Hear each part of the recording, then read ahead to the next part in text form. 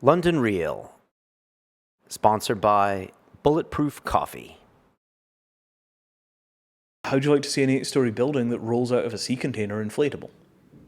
Right? You're obsessed with structures, aren't you? Well, I mean, look, what does everybody need? They need some food, they need some water, they need a place to live, they need some energy, they need some telecoms, right? We can do all of this with new technology for the entire world without breaking a sweat, right? To provide for the whole of humanity in 1950 with available technology so nobody died of lack would have been difficult, right? To do it in 1980 would have been possible.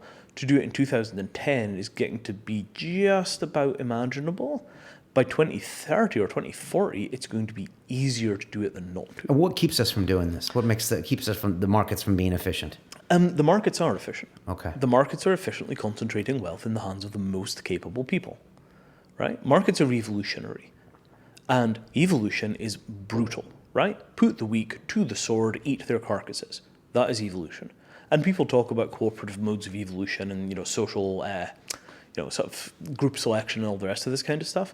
Yes, but there's always a prey animal, and the prey animal is the thing which goes down your neck.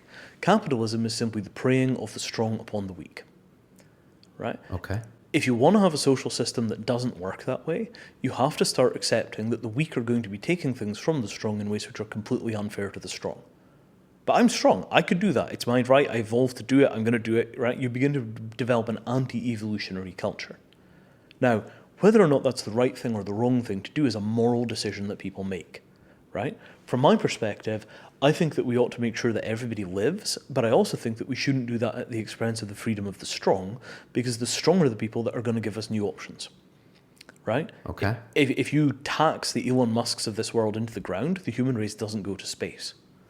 On the other hand, I don't think that we should have, infant mortality rates in Detroit that look like Somalia, right? Okay. So what do you propose?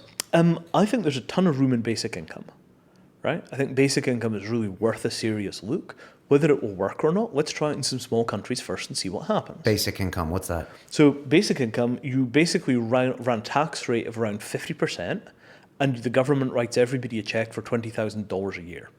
Interesting. Right? So you are going to lose half of your income to tax, but you're also going to get 20K a year in the form of a grant, not means tested. And maybe about Everybody. 50% will be lost as it goes through the government. No, somewhere. it's super clean, right? Okay. Because you close all of the social programs, Okay. right? Everybody gets a chunk of money from the government, and that's all the government does.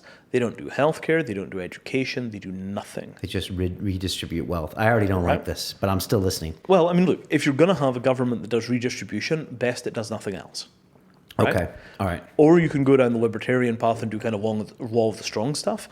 The thing about libertarianism is it's one of the few political philosophies that is genuinely intellectually defensible, right?